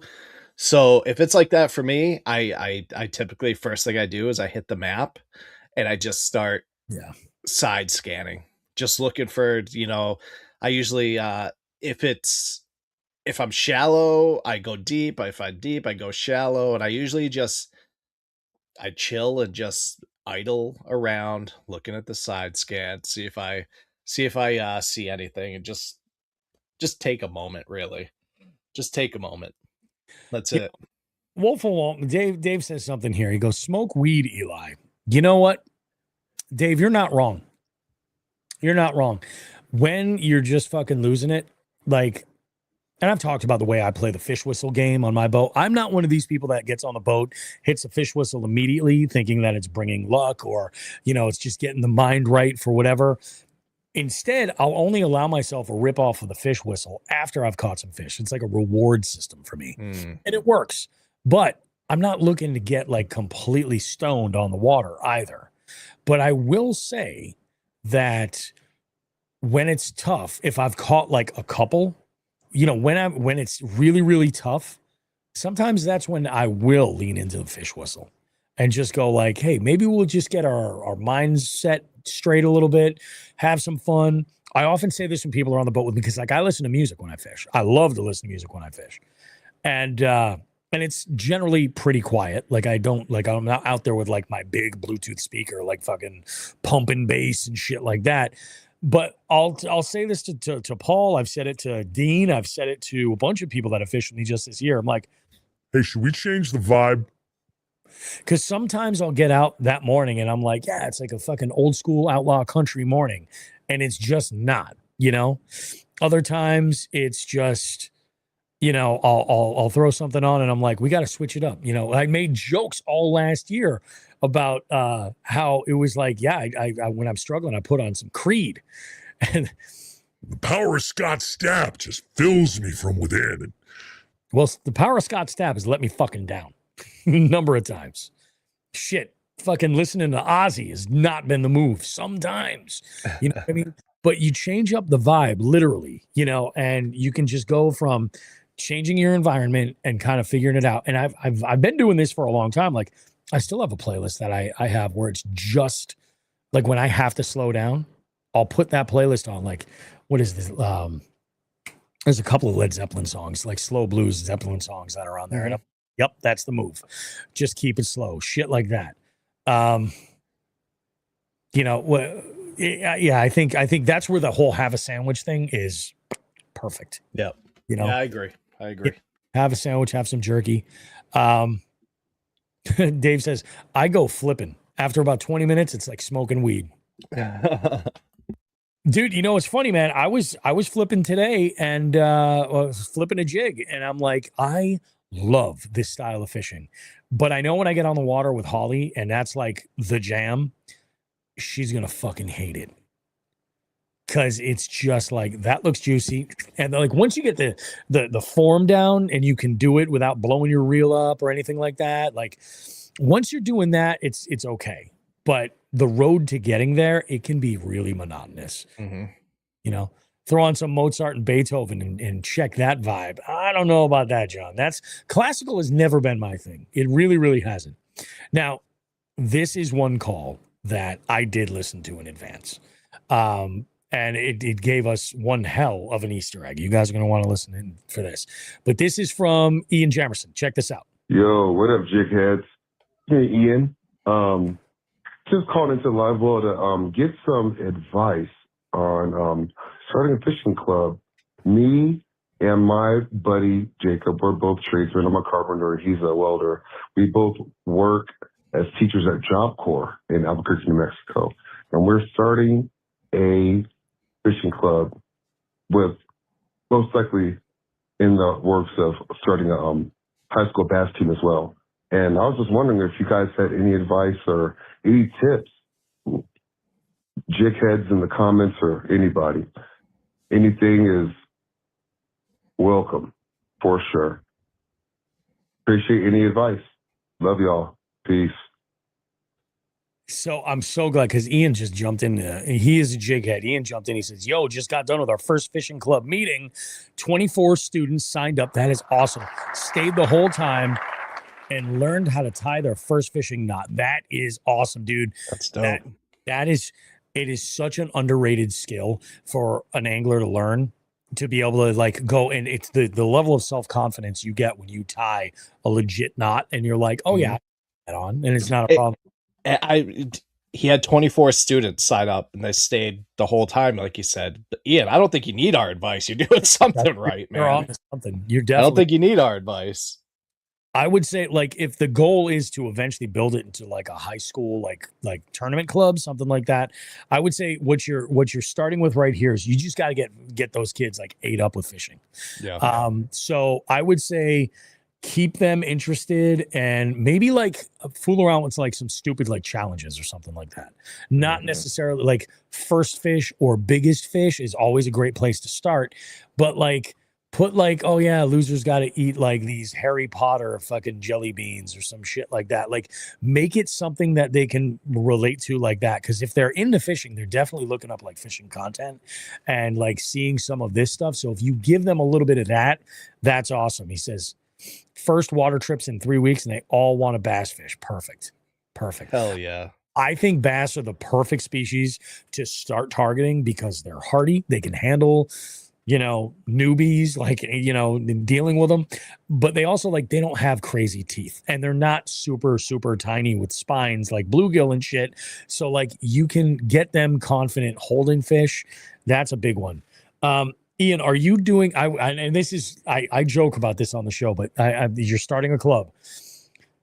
Tell them immediately, do not reach out for free shit from brands, like looking for sponsors. Yep. I would recommend that you guys do that as the instructors and as the organizers of it.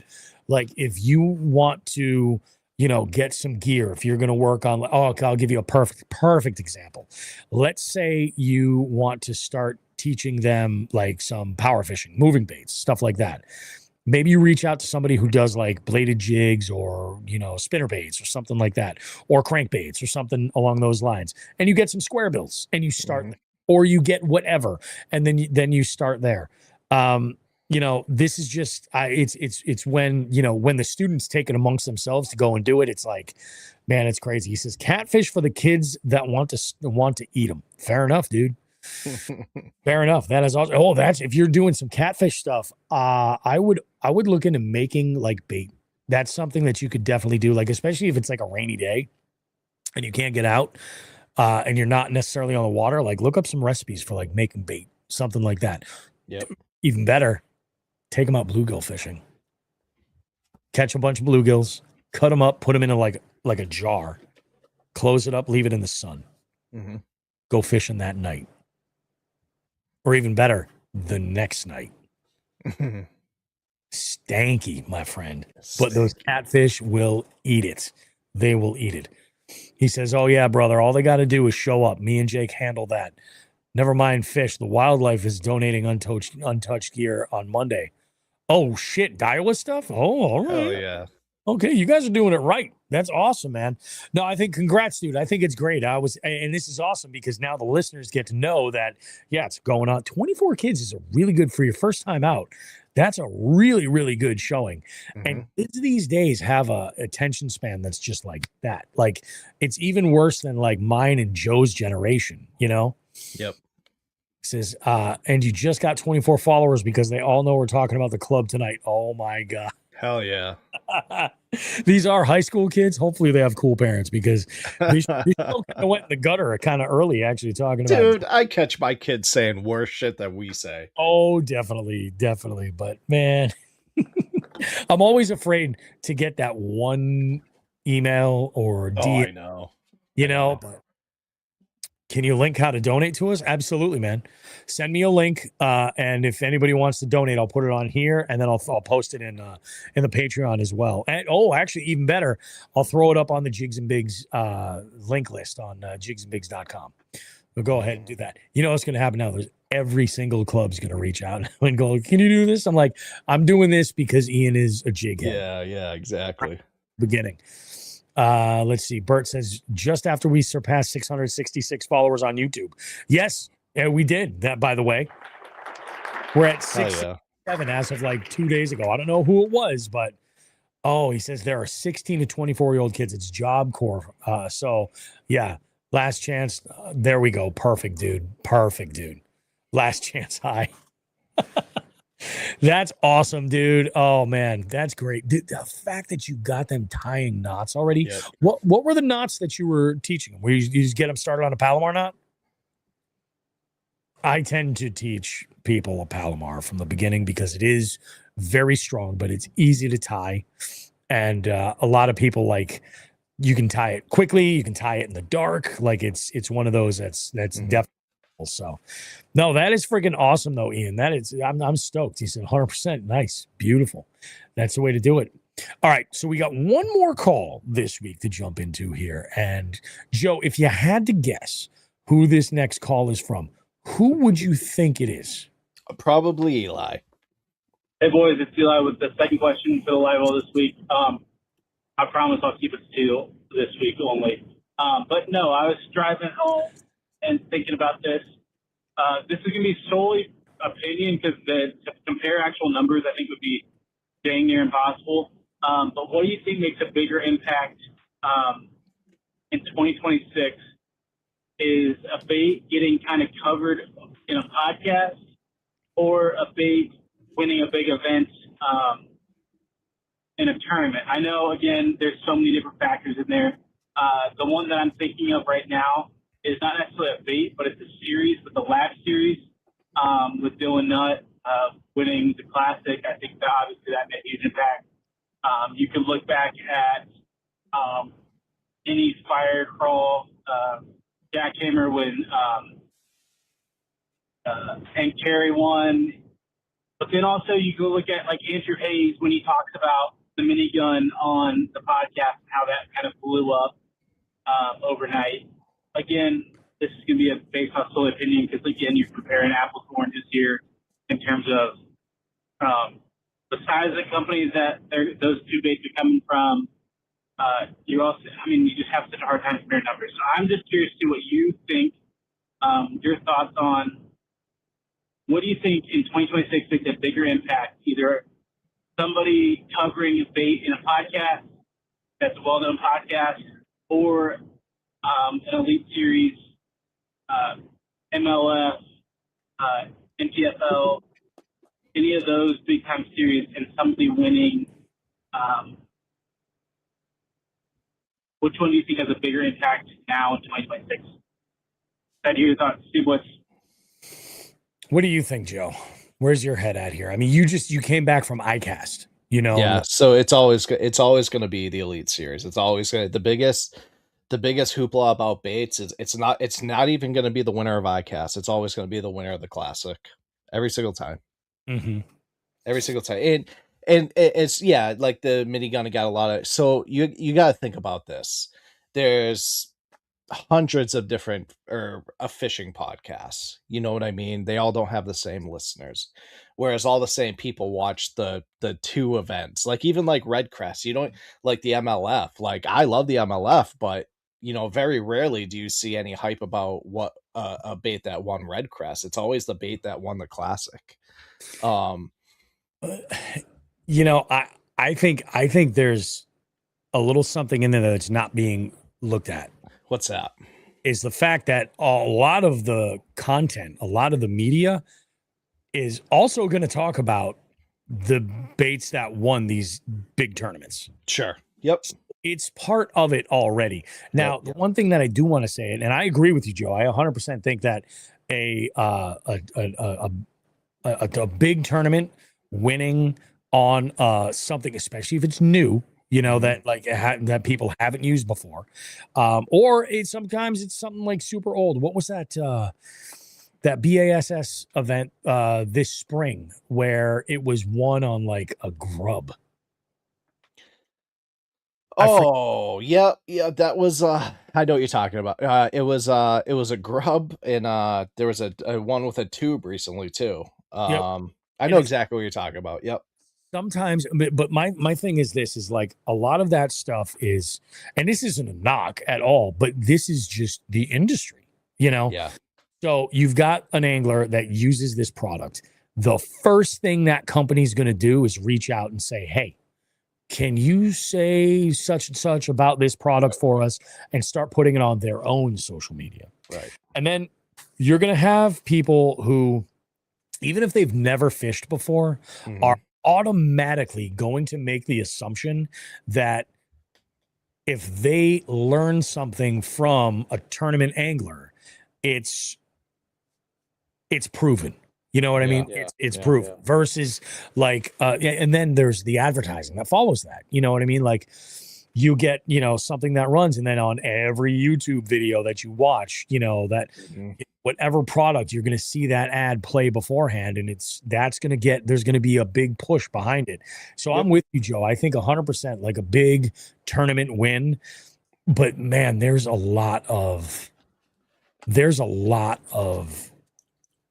variables that are in there. Now, I will say, there is something different. I do think that content, right, has the ability to make something cool and trending that maybe nobody ever even considered before. You know what I mean? I think that I'm trying to think of a good example of this. I guess there's a couple. I mean, I like one of the things that I would think of, and it's not a bait necessarily, Slot Tech. The Slot Tech organizers. Yeah. I know that Slot Tech is busier than fucking ever right now, and it is because of Andrew and Tackle Talk. That like I remember the first go round when I tried to order some to try them out, and they're awesome, by the way. It was like, kind of pulling teeth to get them because it was tough. I had to wait until the restock before I was able to get some to try out. So that's definitely something that you have to keep in mind. But also, like, I'll use this as an example. The entire Guggen Baits, all of it, like it was all like social media. It wasn't in stores before. Like when they were first released, those plastics sold out immediately, and that kind of ramped up into a bigger sort of movement in the fishing community. Love it or hate it, you can't deny it, Hold on. Joe is supposed to say be on Battle Baits, but him and Flint are the same person and they don't talk. So then Dave says, does anybody remember that video of Chuck Berry farting on a hooker? Welcome to Jigs and Big's college team, kids. And then he says, Bobby's thoughts right now. Dave should never be allowed in the chat again. I'm here for it. But no, I definitely think that they each play their role. But like, for a fact, like when Dylan Nutt won the Classic and it was on those Berkeley like that new line of Berkeley baits. Every single YouTuber was talking about them. Like once that buzz hit, so like if you get that win right at a big tournament and it was on that bait, it doesn't matter if it's on a podcast or whatever, because it's all one big machine working together. Yep, that's pretty good. Official CVRLOs, what's going on? Old Weird Bait Club in the house. How we doing, homie? How we doing, bud? Remember, we had Weird Bait on, what was it? I want to say it was in like March or something like that. Yep. Yeah, very, very good, man. I would say, definitely. I'm with you, Joe, 100%. Like you get somebody who just won a massive tournament, and then think about it. Like you get a noob, somebody who's just getting into it, and they're like, oh, I want to get into bass fishing, and they search like best baits, just the buzz in what's going to show up on Google there. They'll be like, oh, well, the Bassmaster Classic is not like the biggest thing. That was one on this, or Red. I've heard of that. It's wild, dude. It is just freaking nuts, man. Good show this week. Good show. I hope you guys like the change up of the format. The whole purpose with this is that what we're trying to do is put some high value immediately at the beginning, because we're really making a push to try to grow the show to a level like we've never ever seen. Get the listenership really, really up there. So we're trying to clean some things up. It's going to take a little bit of work as far as on my end, as far as like executive producing and editing. But we're going to make it happen, dude. It's going to be good. Carlos jumps in, says, also got a bunch of bass on a deep crankbait. See, I got to work on that, man. I really got to work on that. 3.15 largie. Not bad, dude. Not bad. Oh, you guys, I hope you have yourself a great one. Just before we wrap up, a little bit of a reminder. Hoodlum Fest is not a public event, but the Hoodlum Fest themed BCRF charity slot limit tournament on August the 8th is, and you should register. Even if you can't fish that day at all, if you register for the Derb, you're going to be entered in the raffle. We have some amazing prizes lined up. I'm going to go through the list here just because I think that some of you guys might like to get a little bit of a heads up of what we've got. And there's some that are unconfirmed that we're waiting on. We've got Heat Your Meat's got a couple of prizes that we've got available for you guys. Chill Steel Pipes has an amazing prize lined up for you guys. We've got a prize from AVF Tackle. We've got a prize from Dark Horse Tackle. We've got a company called Wolf Bite Fishing. Nice pack of some of their baits, spinners, jigs, bladed jigs, and a gift card. Like it's really good. We have not one, but two $100 gift cards for her outdoors. So if you are, obviously lady anglers, this is right up your alley, of course. But on top of that, if you're like in the position I was before this summer and you're trying to get your significant other out on the water with you, this might be a nice way to do it. Like, oh, hey, I won this. You can go order some cool shit. Then we've got Feather Outdoors. This is nuts, dude. Cass got in touch with me. 2 rods, a reel, and a bunch of baits in one pack. Like this is nuts. And then we've got this amazing Hinkle knockoff from Sin City Customs and a bunch more. I'm just waiting on confirmation for some of those. In fact, I got to talk to Fishy AF. They were in the comments. They said they want to do something. I'll see them tomorrow. We're going to talk about it. Yep. Jig heads, if you're in here right now, next week we're going to have a breakdown of what the swim bait farmers market was all about. We're going to give a little review. I think Joe and I might actually have to do a beer review from box. I think it's probably the most fitting beer review we could do. Probably. Maybe I'll talk to Dean. Maybe we'll record that at the 8th. We'll get a couple of what do you call it? Flights. There we go. Yeah. There it is. We'll get a couple of flights and then we'll go through and we'll go one by one. We'll give them a scale, a rating 1 to 5. I think that's good. It'll be badass. Sweet. I love it. Oh man, hold on. We got some stuff to signing up after the show. Ian says that is awesome. Carlos goes, wait, was I late to the party? Yeah, we generally start rolling at 7 p.m. Eastern, but no worries, man. This link, you can go back and watch the whole thing. That's the beauty about being a jig head. You can go back and watch the entire thing. All of the mess, all of the everything. It's all there for you. We got, let's see. Dave chimes in and goes, Jig heads, next week, pick your favorite YouTube fishing moment. Bring it to the chat. Let's talk about what our motivation for becoming better anglers or degenerates, depending on the clip. I love that. Yes, let's do that. That's a good call to action. Dave, you're fucking all right, man. Nice. John comes in with a tournament update live from the riverbank. He goes, the guy that's in second place just cruised past me 20 yards out in his kayak like a complete dickhead. So much for sportsmanship. You need to tie on a giant sinker and let that bitch sail. Take him out. What are you doing, Todd? Todd, happy anniversary, bud. Go enjoy dinner. Enjoy the show later. Bert wants us to review some Miller Lite. Will do. 100%. And Ian chimes in. This is our last one. He goes, I like that, Wolf. Not going to be my students' homework next week. There you go. I like that. You guys have a great one. Thank you so much for checking out the show. We will see you with more Jigs and Bigs goodness next week. You don't want to miss out. And trust me, it's going to be freaking bananas. We got a live show that we're recording too at the Hoodlum Fest event. This is going to be insanity. Buckle up. Yeah. Jig heads. Yeah, I think that show, next week's show, you guys might not get live access here. We might not have the federal clearance to be able to give you the live access. Oh, that's true. Fuck. Think about that.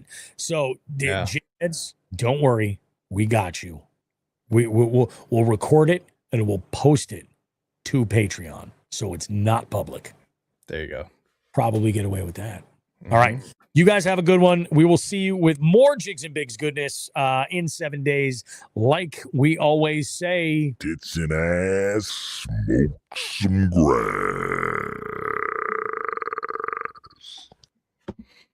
It's an absolute tank of a show. Hell yeah. I gotta go fucking pack up some shit. Go pack up some shit. I would offer to be there, help you load in, but I got dogs and I have a very limited window of time. I got Meg and Dan, dude. I'm good. I love that, dude. Yep. Nice. Perfect. All See you right. in the morning, homie. Have a good one, dude. I'll see you tomorrow, Joe. Yep. Jigheads, have yourselves a great night. We'll see you.